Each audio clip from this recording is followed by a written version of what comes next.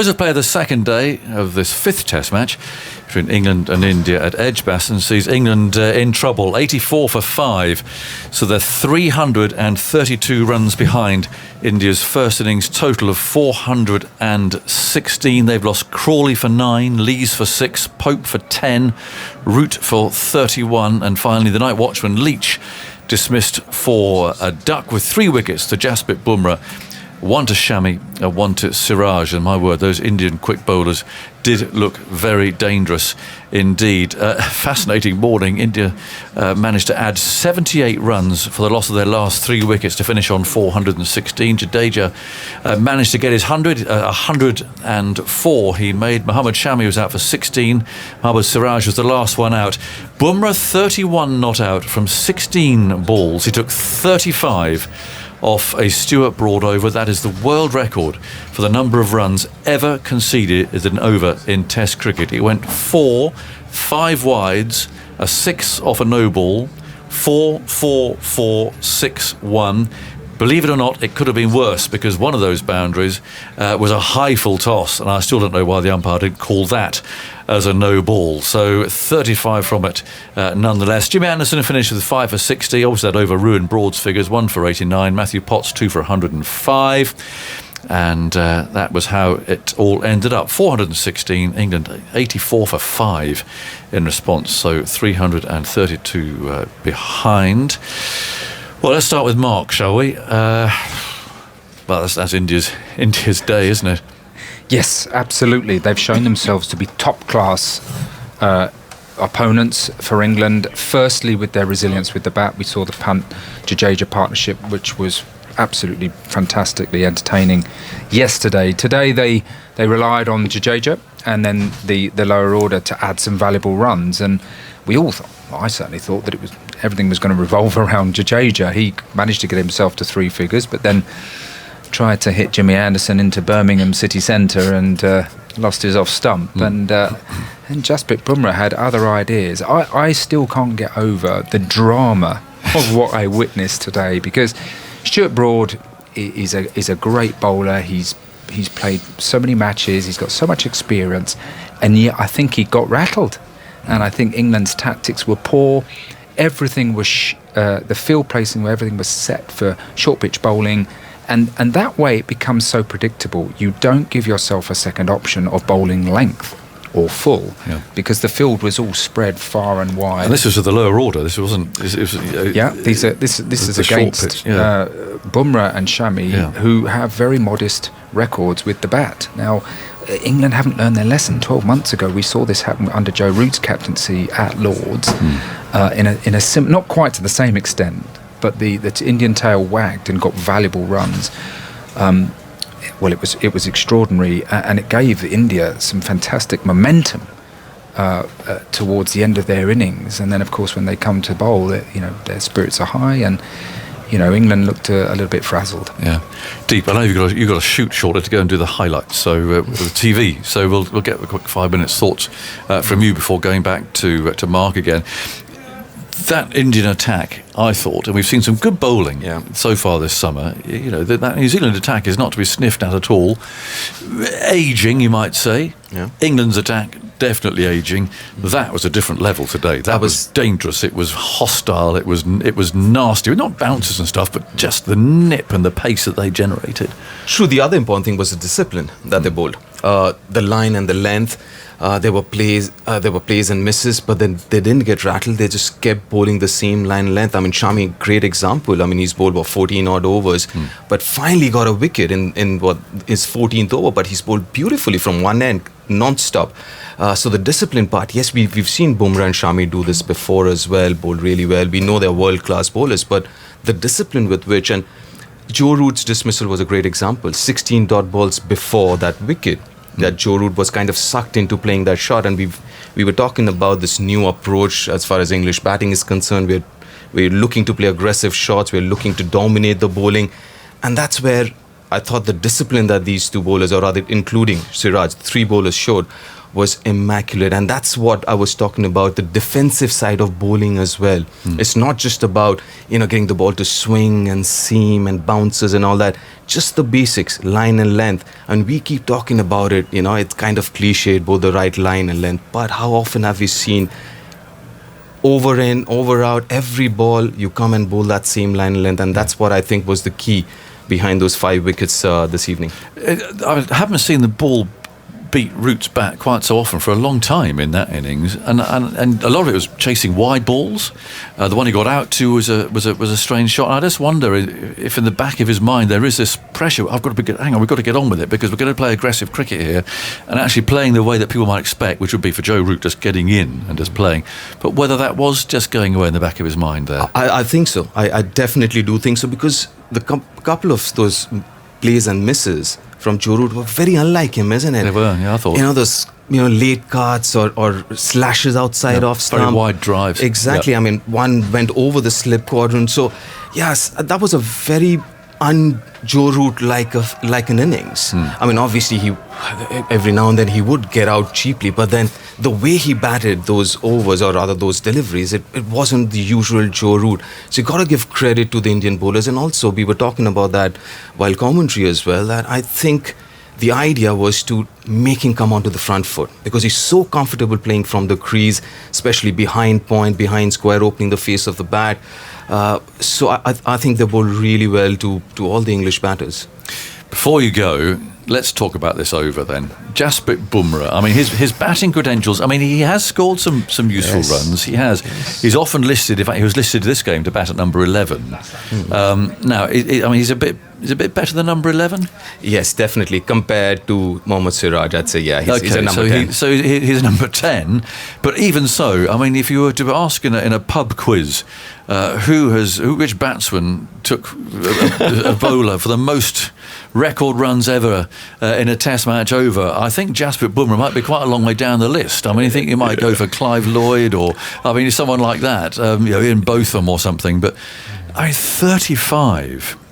It was remarkable, wasn't it? Yeah. Listen, I'm looking at it from a different angle altogether. It gives mere mortals like myself hope.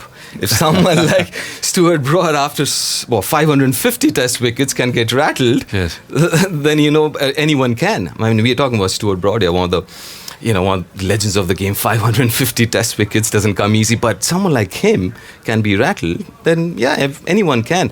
But I mean, just with Bumrah as well. I mean, Mark mentioned and you mentioned about the whole short pitch thing.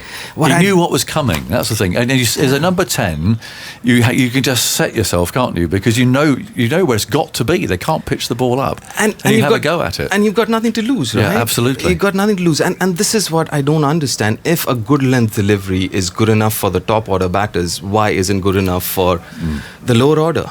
Yeah, well, I would agree with that, and clearly they were going to talk about it. But I mean, they did. I mean, those fours and the sixes. I mean, they came all over the place, didn't they? If you were to chart them out, one went virtually over his head. One of the six, another six came down here, and he was lucky because one of those, I think, the second four should have been a no ball. I mean, it was above waist high, wouldn't it? I think it could have been even worse. And the last delivery, he wanted to take a single and get back on strike, so he didn't go for that. The last delivery as well. No. He just wanted a single. It finished in bizarre fashion because Stuart Broad literally trying to run him out and demolished all the stumps with a full length dive. It was a bizarre passage of play. And just before you go deep, I mean, it's such a strong position. 332 ahead. India will fancy this. Definitely yes. Obviously boils down to the forecast, but then it looks all right. Doesn't look too bad tomorrow. I mean, thank God, the next 3 days look really good.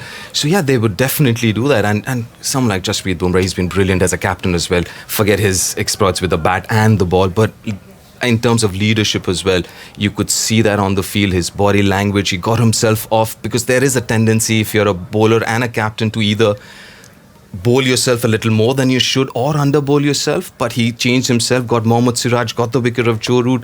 So really good signs in terms of his leadership so far in this Test match. You better go. Your makeup artist is here to take you away for your highlights. Yeah, I need someone not as good looking as you are. So good luck with those, Deep. Thank you for your thoughts. Where should we start with you, Mark? I think that root innings, because it was quite skittish, don't you think? Yeah. I mean, for someone who's been in such good form, do you think there is that little voice now in the back of his head saying, "Oh, I've got to be getting on with this a bit, to go playing positively"? Yeah, it needs to be clarified and quickly. If I was Baz McCullum, I'd be sidling over to Joe Root at some point and saying, "Look, by the way, you are a fantastic player. You're probably the number one batsman in the world.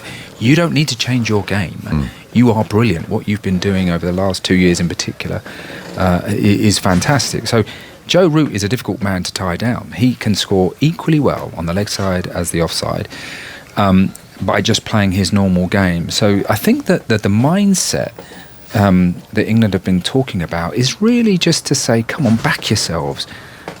So with the bat, it's wanting the batsman not necessarily to go out and score at 6 and over. It's just saying, look, if a scoring opportunity comes along, climb into it, commit 100%.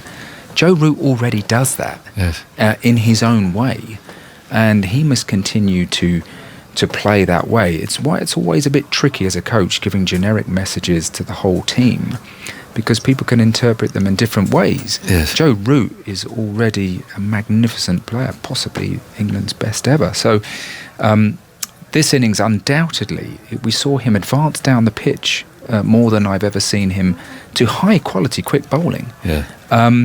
And the ball did nip around a little bit. I think after the resumption, Mohammad Shami went full and wide. He sort of went through the kitchen sink at it, missed that one. Next ball, had another go and got a thick edge over the slip cordon. That is un-Joe Root-like. Yes.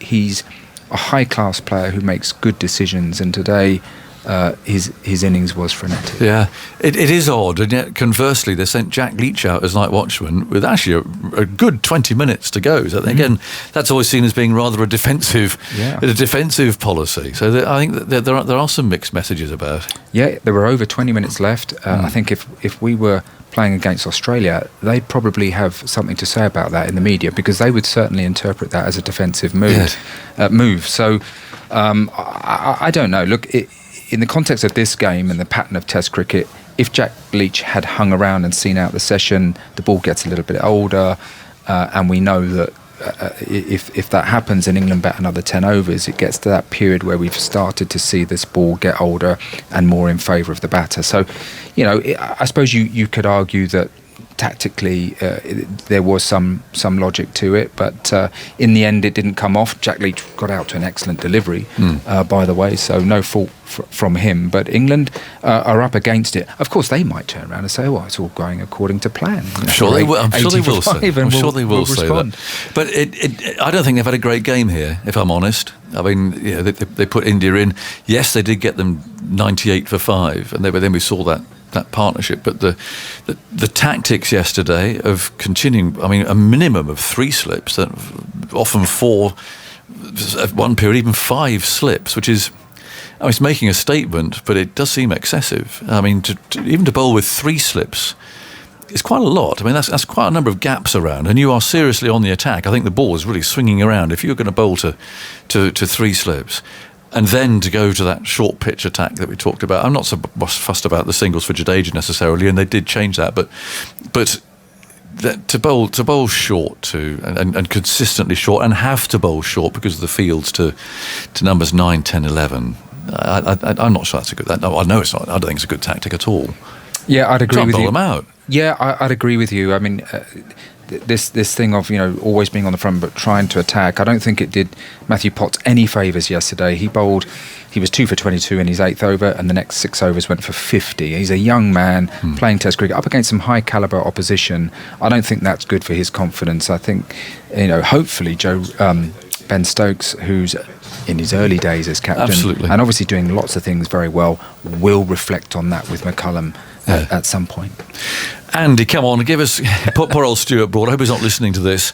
But 35, was it 28 the previous record? I think Joe Root went for that in a Test match in Port Elizabeth. Root did have an over that went for 28, but 4 of them were byes, so not all of them were off his bowling. Jimmy Anderson jointly held the record, So between them, 1,200 wickets between them. But Jimmy Anderson was hit for 28 by George Bailey at Perth in the Ashes in 2013-14, and Robin Peterson was hit for 28 by Brian Lara. So Brian Lara has been knocked out of the record books by Jasprit Bumrah. Did you ever think you'd hear those words? No, I didn't. But that's the sort of thing that makes stats so brilliant, yes. isn't it? So we've had over 800,000 overs of Test cricket. Stuart Broad himself has bowled over 5,000. I'm not going to tell him this. Of them. 800,000 overs. Yes, and that was the most expensive, and just a couple of overs after he took his 550th wicket, only the sixth bowler to reach that milestone. And we need to put it in the context of Jasprit Bumrah's career as a batsman. He came here last summer. He'd played 20 tests, he'd had 30 innings, he'd scored 43 runs at an average of 2.2, and he'd hit 5 fours and no sixes, and today he hit 2 sixes and 4 fours in 6 balls from Stuart Broad. It's a crazy game, but it puts a smile on our faces. Andy, thank you very much. And Mark, just very briefly, it was a big day for England batting tomorrow. Big day. Yeah, huge day. Much relies on Stokes and Bairstow, and then of course you've got Sam Billings, who's not played a lot at this level. So yeah, tricky times for England.